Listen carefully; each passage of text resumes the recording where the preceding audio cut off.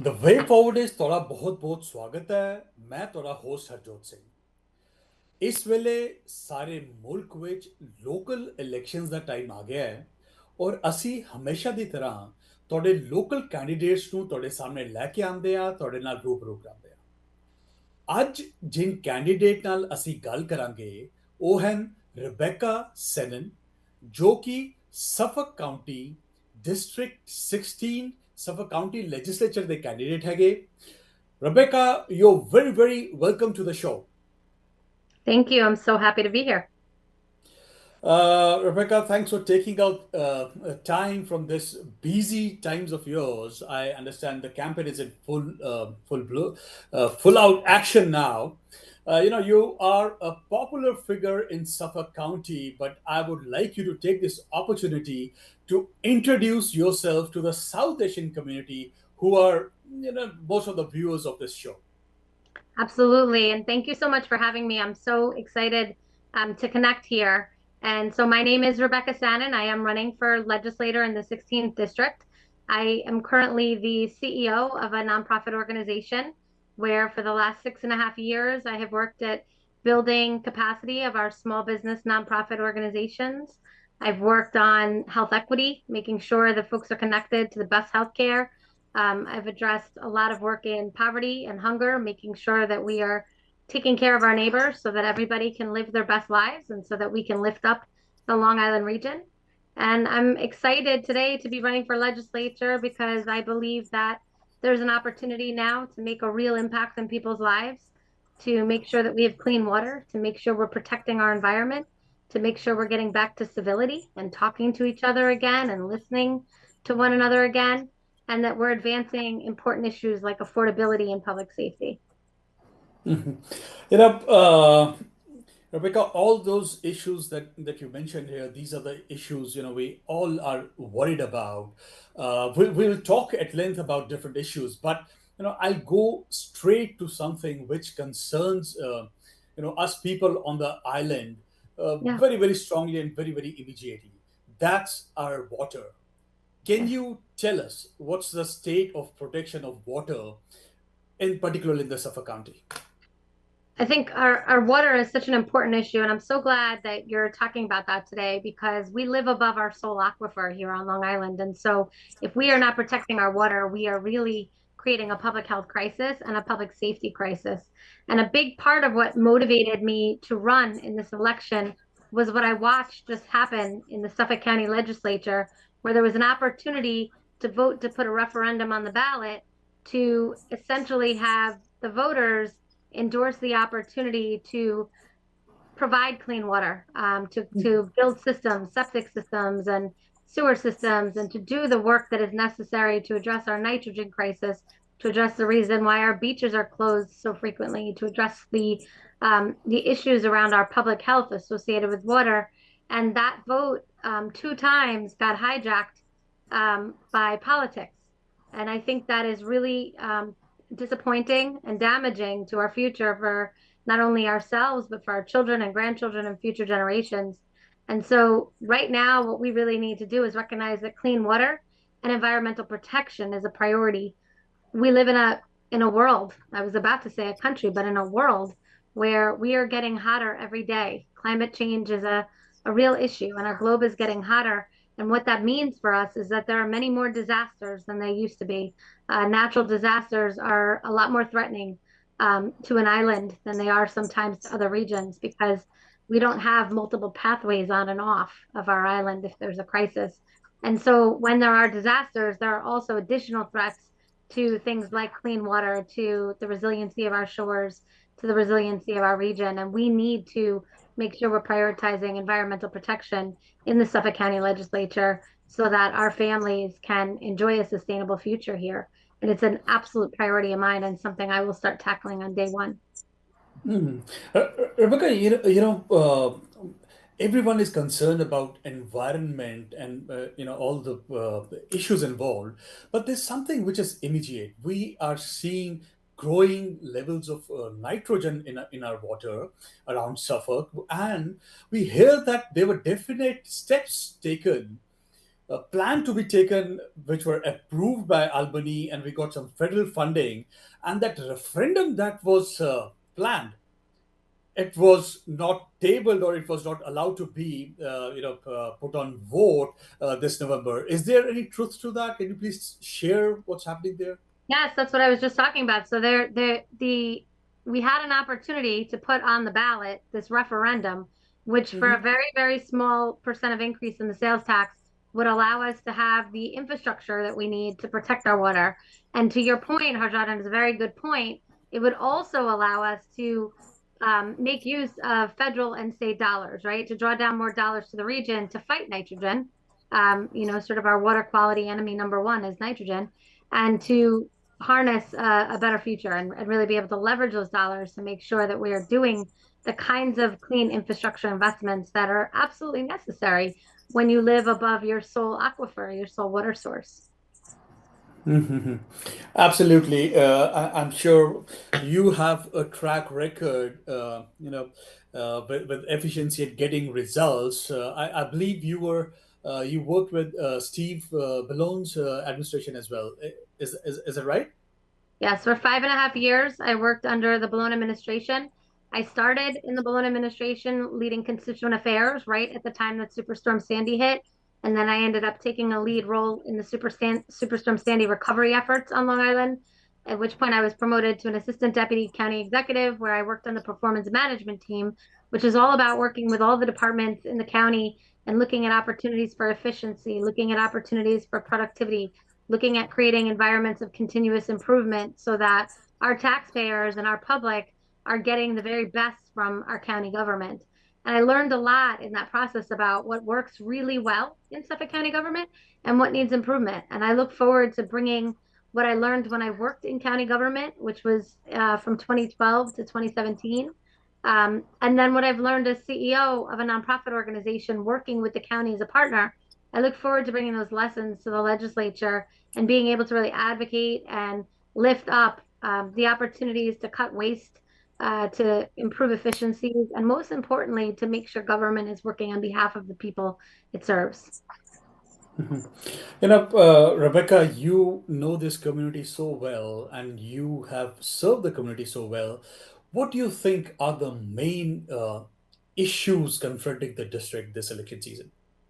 Thank you for your kind words. I would say there are four issues that I hear the most about at the doors, and I am knocking doors. So the first is civility, quite frankly. There's a real sense of frustration with the fact that the water quality opportunity was hijacked by partisan politics, and I think it is also happening all across the country, and people are tired of seeing their government officials not work together, not listen to each other, and I have a long track record of working across the aisle and getting people to listen to each other and work effectively together. And that's important to me. A second is the environment, and that is the clean water issue is resonating very powerfully with voters who are really concerned about their future and the safety of this public health crisis. We know we have high cancer rates here on Long Island, and we also know that when our environment is toxic, that there's a correlation. And so I hear a lot of concern about that. I hear a lot of concern about affordability. Lots of families are talking about how their young adults, their children who are growing up, are leaving Long Island or going to North Carolina or going to other states like Florida because it's more affordable, and they don't want to see their families broken up. They want to see the ability for young people to stay here and start their lives here. And I also hear about affordability from our seniors who in many cases bought houses 40, 50 years ago, but they can't maintain them anymore. And they want to be able to downsize into something that is more appropriate for them, but there isn't a housing stock that supports that. And so affordability is, I think, the third issue I'm hearing about at the door. And then public safety. And public safety is very interesting. I hear a lot of different things around public safety, certainly street safety. It's something I'm hearing a lot about. Folks are concerned about the rising use of ATVs and the rising street racing, sort of drag racing happening on many of the streets across Huntington and also the Brentwood part of this district. But also the mental health crisis and the addiction crisis and what's happening with that. The fact that so many of our neighbors are aware of the fact that we need a better infrastructure and better services for folks so that they can be productive and can be healthy and can live their best lives and contribute safely in society. COVID 19, prior to COVID 19, the opioid epidemic was largely improved on Long Island, but COVID 19 took place, and the opioid epidemic is now really not in a good place and much more like it was prior to the pandemic. And so we're seeing the impact of that on our streets. We're seeing the impact of that even with homelessness on Long Island. And so we really need to think about when we think about public safety, there's the law enforcement side of public safety, but there's also another side, which is about making sure our society is healthy so that it can be productive and so that people can contribute and live good lives. Mhm. Rebecca, you talked about affordability and you talked about youngsters moving out of the island. You know, there is a huge division of opinion which we see on the island right now. And if you may, get the hint, I'm talking about these zoning variances that we are seeing. And some people come up with the argument that that might reduce taxes for other people and make houses affordable. And some people object. They say that that would basically change the whole character of the area. Where do you stand on this issue? So zoning is a local issue, and I think Mhm. it's a local issue. So it's something that happens at the town level, and I'm running for the county legislature, so it's a little bit different. But look, I think we have to be creative, and I think most important when we talk about housing is that we work hand in hand with community. What happens Hmm. so often is that people feel like they've been railroaded, that somebody comes in and wants to develop some new housing or some new opportunity. And if the community doesn't feel like they're part of it from the beginning, then a lot of times that ends up creating the resistance and concerns and the issues. I think we got to get back to talking to each other in this country and certainly in Suffolk County. And I think that's how we get things done. We can have economic progress and we can Hmm. also make sure we're preserving quality of life and preserving our environment and our land as well. Rebecca, yeah, water is a huge issue for all of us. Another very big issue is safety. We are seeing challenges all over the country actually, but a lot of people feel not very safe in New York. We don't know how much truth is there and how much is a hype, but people do feel unsafe at times. Do you have anything to say on this? Yeah, I think safety is a huge issue and it's something that we have to tackle. Number one, gun violence is the number one risk for children. It's the number one cause of death. And we have to address the plethora of guns that are on our streets and that are causing dangers to our children and to families and to all folks who live here. And that has to be something that we prioritize. Another issue that affects safety is hate. I recently did some work with the Commissioner of the Division of Homeland Security and Emergency Services in New York State. And what I learned is that it's not cyber attacks that make us most vulnerable or natural disasters that make us most vulnerable, but these weaponized supremacy groups. And so we have to do everything that we can to stop hate, right? And promote kindness and promote respect, promote civility and expectations that we value one another as people. And I think that is another issue that we have to tackle, and that the legislature, in their platform, can certainly at least set an example for. The mental health and addiction crisis, as I said before, is also an issue that impacts people's safety. Certainly, the people dealing with the illness or the addiction themselves, most importantly, but sometimes community as well. And we have to create the right infrastructure to support people and we really have to make sure that we're listening and paying attention to community. We're in a time in this country and in this region where there's lots of data and there's lots of digital tools. We need to be innovative and figure out ways to promote safety, keep people safe, and create a healthier and safer society. That's what we all want. That's what everybody wants is a place and to live where they feel that they can walk down the street and be safe, where they can go out at night and be safe, and they can recreate and enjoy their lives. And certainly, I want that for the residents in my district, and I want that for all Long Islanders. Rebecca, a couple of years back, there was a hate crime committed against a member of the South Asian community, and we appreciate your support at that time. We vividly remember. Uh, Rebecca, we all talk about small business. All these issues, they sound like boilerplate, but with your experience, we are very hopeful that you have ideas to improve the infrastructure for small business on the island, particularly in Suffolk County.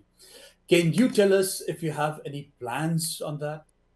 Sure. So I think there's a bunch of different things when we talk about small businesses. So as a CEO of a nonprofit organization right now, we're an umbrella organization, which means we work with a couple hundred nonprofit small businesses. And a big part of what we do is capacity building. So making sure that nonprofit small businesses have what they need to be successful, whether it's connecting to additional funding streams, whether it's various kinds of specialized training, whether it's learning about other models nationally that are successful. These are all things that are part of making sure small businesses are successful. I think it's really important that we work with our small business community on continuity planning and sustainability. Certainly, the pandemic taught us that. Certainly, Superstorm Sandy taught us that. And I don't want there to be another cyber attack or another crisis for our small businesses to have that kind of continuity planning and strategy. We also have a workforce crisis here in Suffolk County. There's a workforce shortage, particularly in certain industries, and we need to figure out ways to get excited and make positions exciting again. Make sure that we are training up folks so that they have access to pipelines, workforce pipelines, so that they can be successful and climb the ladder in their own careers.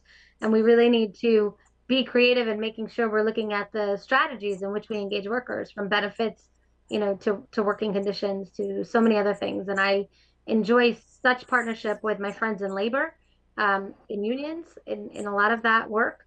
And I think there's a lot more that can be done. And I think we have to be really clear to our region that we want folks who go through our schools and get the great education we provide on Long Island to stay here, to be employed here, and to contribute here. And we have to create incentives and be creative in how we do that. All these things that you have laid down, very essential for all of that would be affordable housing, which, you yourself pointed out, people are moving out because they can't afford. Are there any plans to bring our taxes down or make housing affordable? Any plans, anything in the pipeline?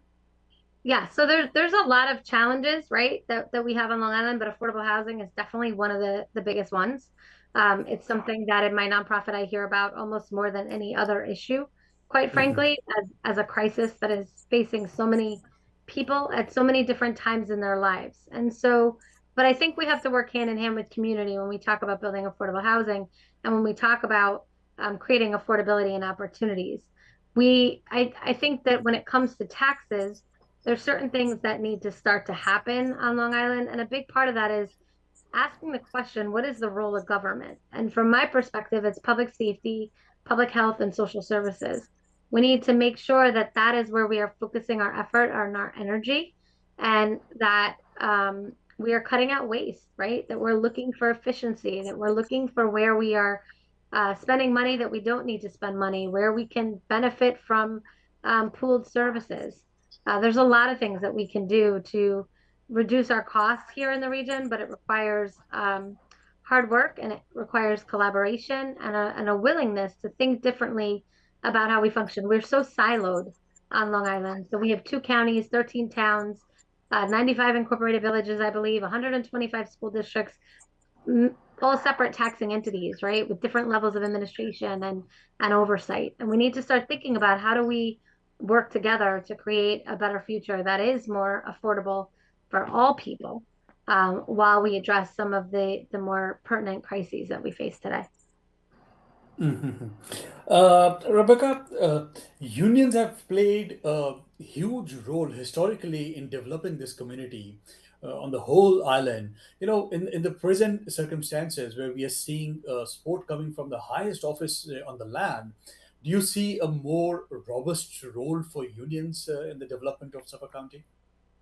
Absolutely. And I'm very proud that I enjoy the support of our unions in this election. I'm endorsed by the Long Island Federation of Labor, by LIUNA, the laborers, by 1199 SEIU, and others. And that's very important to me because our friends in labor need to be partners at the table. And we need to be looking at apprenticeship opportunities. And we need to be looking at opportunities to help folks, particularly in marginalized communities, to plug into opportunities to build careers, not just go to college, because while that's a really wonderful pathway for many people, it's not the right pathway for every person. And so looking at what those opportunities are and making sure we're connecting people to the opportunity to make money and earn a living and live a good life. Our unions are absolutely vital to that, and they're also vital to protecting workers' rights, which continues to be an issue in this country and something that we need to preserve and protect. Mhm. Rebecca, our viewers are very excited, I'm sure, to hear all that you have said here today.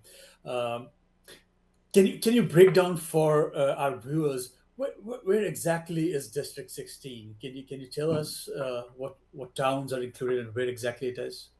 Yes, it's a little it's so in 2022 with redistricting it changed a little bit. So it is Huntington Station and South Huntington, parts of Elwood, East Northport, Dix Hills, and West Hills, and then it is also north part of North Brentwood and a little bit of Central Islip. And so the two townships involved are Islip and Huntington. Most of the district is in Huntington, but it also goes into Islip as well. And I have to say, I am just loving the opportunity to meet residents from across every corner of this district. And every single day that I'm knocking doors, I fall more and more in love with the community that I've chosen to live in because it is a very special place with really engaged, wonderful folks who just want to be able to live lives where they are contributing, where they are happy, where they have safe, clean water and the ability to have a great education for their children and be successful and live good lives. And I believe that is the right of all folks, and we need to do everything we can to make it happen. Rebecca, we are running out of time. At the end, I would like you to put in your own words, why do you think you are the best candidate for this office that you're seeking? Sure. Thank you for the opportunity to do that.